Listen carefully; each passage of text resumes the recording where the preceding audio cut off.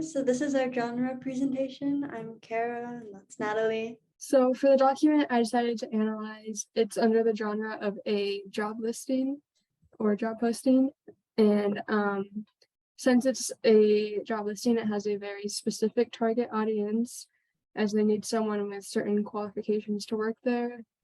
And so in this case, it's college graduates living in the Phoenix area.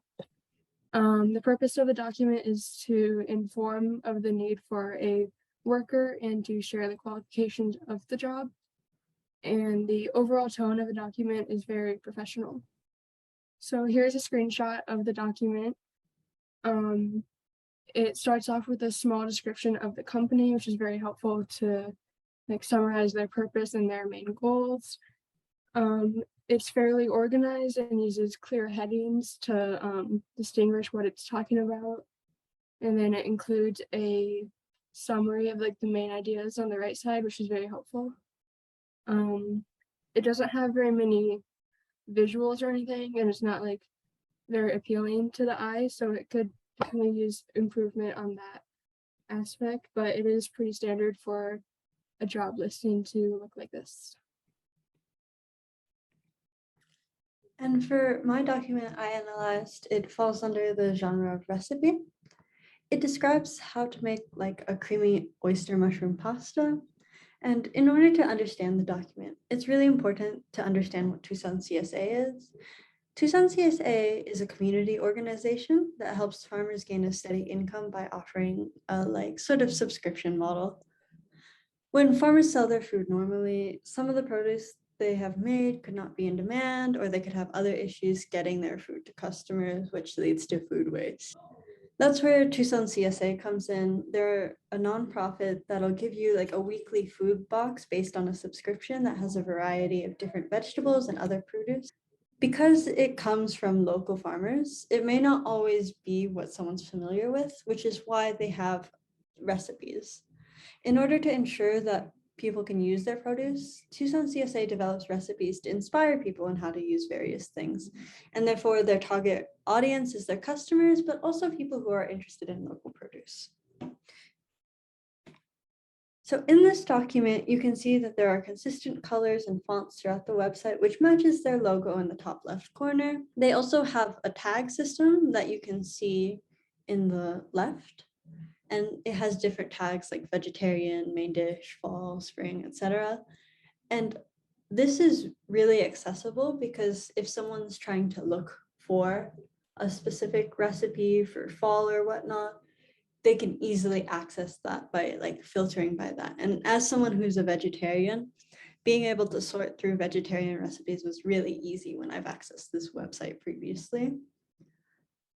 They also space their ingredients really well, which is really nice when you're either pulling ingredients out of the fridge or you're trying to make a grocery list. You can easily say, oh, I need this. The only other grievance I really have with this recipe is the directions. It would be hard if you're in the middle of cooking to go back and look at the recipe and find your place again. Whereas if you knew you were on step 4, you can be like, okay, now we're on step 5, and that would just be a little bit easier to read. So for our comparison of both of them, both postings are similar in tone for the most part, and they're mostly neutral. Both the documents talk positively about the topic in the first section before they go into the straightforward details. They could both benefit from better spacing between their lists to make it easier to follow along with. They're both very straightforward with little to no text about the document. They both could benefit from photos or more multimedia in general to make it more visually appealing.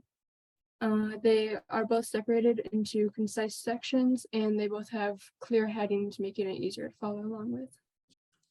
So the recipe has more color in it, which makes it more visually interesting to look at. But all AmeriCorps listings are limited by what the website provides, and unfortunately, that's just not much. The recipe also includes a photo of the mushroom, whereas the other article doesn't include a single photo. However, the description of the AmeriCorps article, I would say, is better because it's more concise.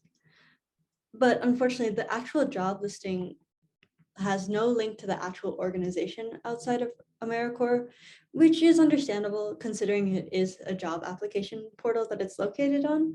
But I do wish I could see more about what the organization is, not just the duties. So both the documents are very culturally responsive as they're both heavily involved within the communities. AmeriCorps is a government agency who works with local nonprofit organizations throughout the country, and their goal is to get people more involved in their community by doing work with these nonprofits. And Tucson CSA is also a nonprofit, and they're focused on supporting local producers and consumers alike. And their goal is to educate its community members on food while bringing them all together through the food with like recipes and stuff like that. So overall, we agree that both documents are culturally responsive and they are effective in ensuring that. So for accessibility, when I tried to access the link that Natalie gave me, I couldn't on my laptop. I had to access it through my phone, copy and paste that and get it onto my laptop because at first it just showed an error. I tried logging into AmeriCorps and it also showed an error. So that sort of docks points for it on the accessibility side. Overall, the interface of the AmeriCorps document is hard to access because browsing for job listings is a pain on that site. I have worked with AmeriCorps before, and when I was applying for jobs, I had such a hard time because they didn't update their listings or they didn't even provide links to what the organization was. So I would have to have like 100 tabs open that would give me the organizations to even understand what would I be doing if I were to work there. The recipes website also has tags and keyword search features, which AmeriCorps does not, and many of their jobs, again, are not properly updated. Because of all of this, we found that Tucson CSA's document is a little more accessible.